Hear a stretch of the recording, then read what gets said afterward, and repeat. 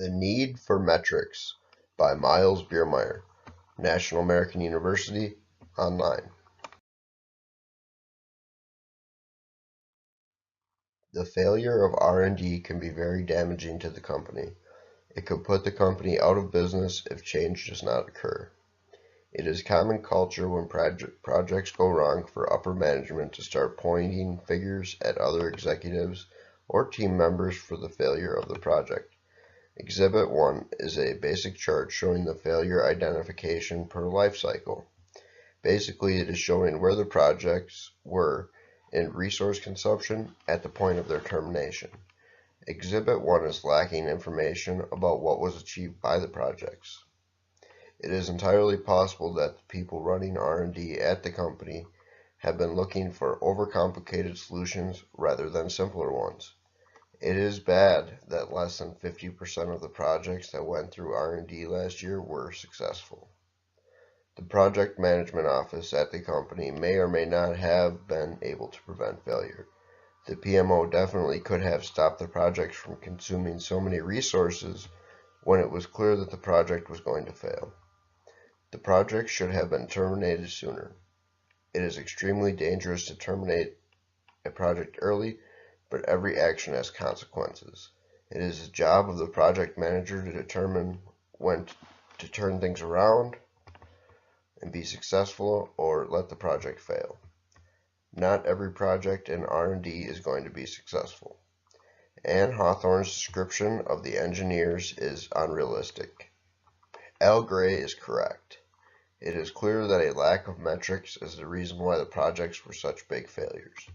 If better metrics were in place, the projects could have been terminated sooner. There were enough metrics in place to allow the other projects to be successful. Metrics is not the only reason behind a project's success or failure. Some projects are doomed to fail from their inception. The PMO should take the lead in developing new metrics for the company. A few days is not enough time. The executives should have been given a week to prepare themselves, but they should still attend the meeting, even if it is in 2 days. There is a strong relationship between best practices and the development of new metrics. The best practices must be kept in the development of new metrics. This means that good ideas should be kept and utilized in the development of the new metrics. The makeup of the team is not good. It needs to be restructured with less management and more reporting responsibilities for all levels of management. Someone from senior management in the company should have been part of the team. It is unreasonable to think that metrics are used as a spying machine. Metrics are used to ensure that work is being completed and within specifications. The 4 questions posed by John are correct. Everyone should carefully consider their responses to those questions.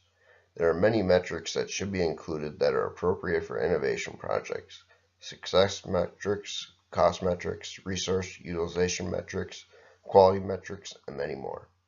Innovation projects are among the most difficult and therefore require a large variety of metrics to accurately measure their progress towards the goal. There are many key performance indicators that can be measured. Exhibit 1 does an excellent job at describing what will happen to the project as it reaches or fails to reach key performance indicators for each project, the top reflecting the most desirable outcome, and the bottom representing the risk of project failure. A reasonable boundary box is one that includes relevant information and excludes irrelevant information. It is important to make the boundary boxes reasonable, definable, and measurable. The entire point of utilizing metrics is to make measurements about the project. The factors that would make this project more subjective than objective would be looking for people to blame when tasks fail within the project. When there are failures in a project that is ongoing, it is important not to get hung up on who did it. Instead, it needs to be determined how to overcome the problem. Both the contractor and the customer should have some say in the selection of inclusion components for the project. The contractor and the customer both have important information about what is needed for the project to be successful, and therefore both of their inputs should be used. The value component can change over the life cycle phases if the project goes over budget. In the case where the project goes over budget, the value derived from the deliverables of the project will be lessened. A project may continue even if it falls below the value threshold if there is still hope that the deliverables of the project will generate a large value.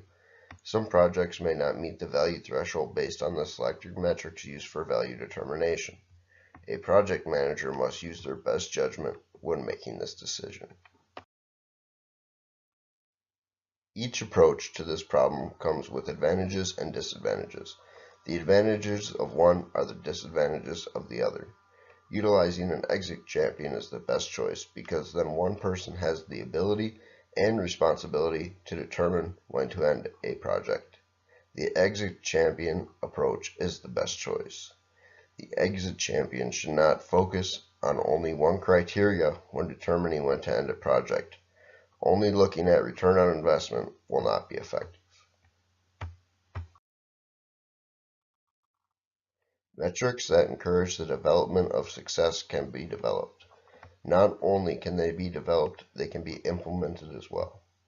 Metrics for determining capacity needs can also be developed. Capacity needs are measurable, and therefore developing and implementing metrics that will encourage success is achievable. The risks of using these metrics is that there were miscalculations performed in their creation. If that is the case, then metrics may hurt the project more than it helps it. The biggest risk comes from not trying to implement these metrics. These two metrics are going to help drive success for the company.